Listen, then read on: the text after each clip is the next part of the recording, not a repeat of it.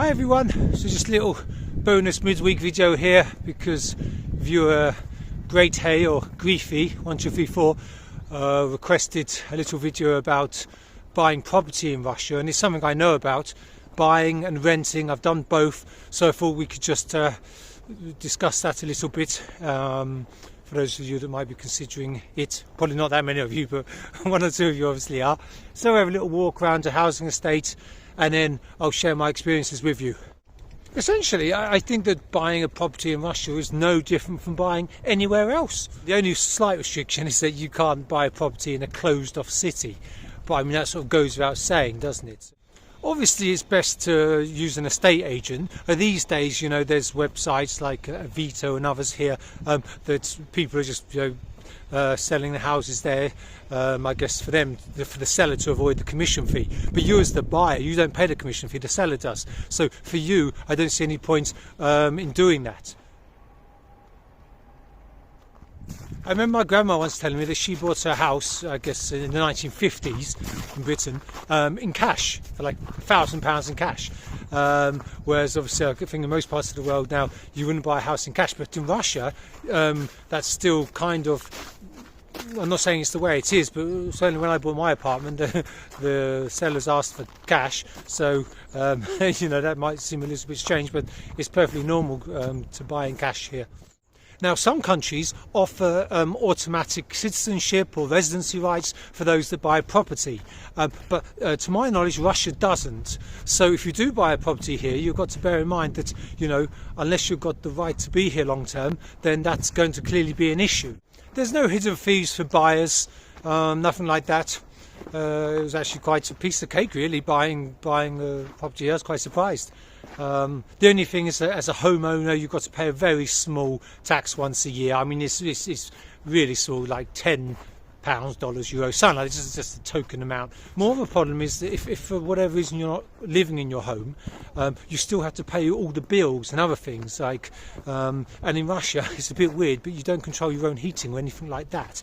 So if you're not there during the winter, and the heating's coming out really hot, you're still paying for that heating and everything like that, even though you're not using it because you can't turn it off in your flat. So the bills are going to be high if you're not even in the flat, and also for that reason, if you're not necessarily going to be living in the flat the whole time, I would not buy too big a flat or too big a house, because the amount you pay for the type council tax type thing depends on how big the flat is. So if you are going to buy, you're going to have to consider the two options: either you buy a new property, a brand new one that's just been built, or you buy a second-hand one.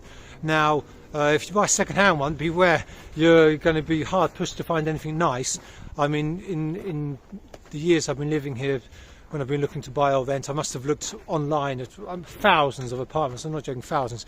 And my goodness, you wouldn't, if you come from a Western developed country, you'd be surprised at the state of the living standards and how many people in Russia are living. Bear in mind, it might well be awful, it might need a fair bit of work done.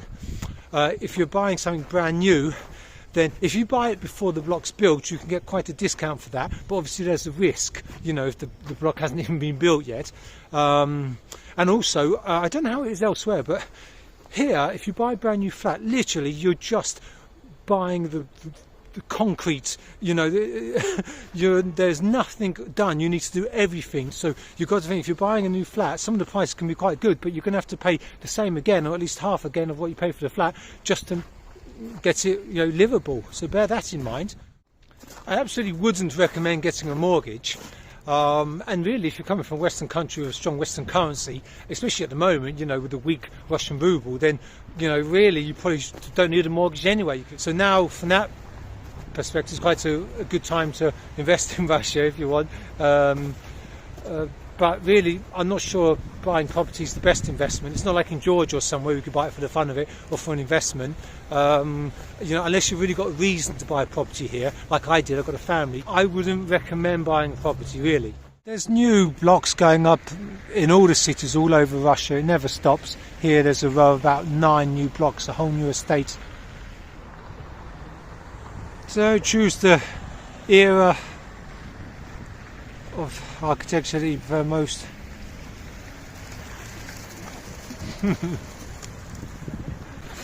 That wasn't just some random woman, that's my wife. Also, another slight thing you've got to be careful about is that you're buying a whole flat or a whole home, not just half of it or a share of it. It might sound funny, but in Russia, people can get divorced but still live in the same home. And also, it can be two different owners, and then one owner wants to sell and one doesn't, so one just sells their half. So you see a flat and you think, wow, that's a good value for money, and that's the reason why, is because you're only getting half a flat. So be very careful of that.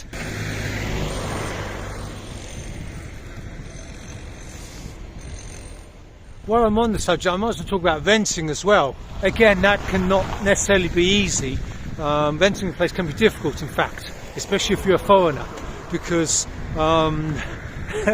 here it's like, it was back in Britain or whatever in the 1950s, where you're seeing signs, isn't it, in guest houses saying things like, no Irish, no black people, no dogs, things like that. So some people were sort of making some other unfair, discriminations. But for other people, it's more practical and logistical as well, because for foreigners, the homeowner has to register you, and that can be an issue and a hassle that some of them don't want. And also, a lot of times, they don't want kids as well, for the same reason, I think, or because it might mess up their flat, and they don't want pets.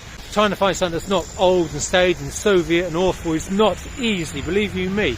If you do come across something nice, then be very suspicious. It's normally because it's in a terrible location. That's what we found. Anywhere nice, the location is awful. And anywhere where the location is great, the flat itself is awful. Another thing to consider is that the prices for the rent don't include all the bills. Now, a lot of the time, the bills, that can come to about 20-25% of the actual rent. Most places will want a deposit, and they'll expect you to stay there for a minimum of a year. And if you're going to be there for less than a year, then don't expect to see your deposit again. The deposit's about 1 month rent.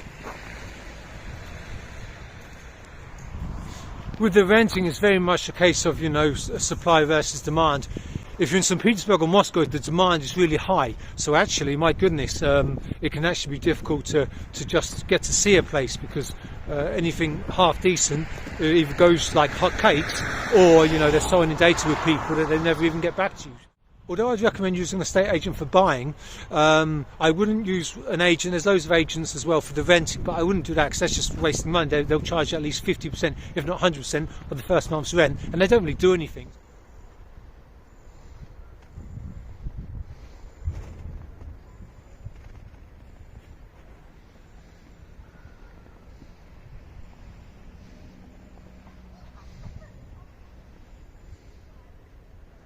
Okay then, guys, hope you found that in some way interesting or useful.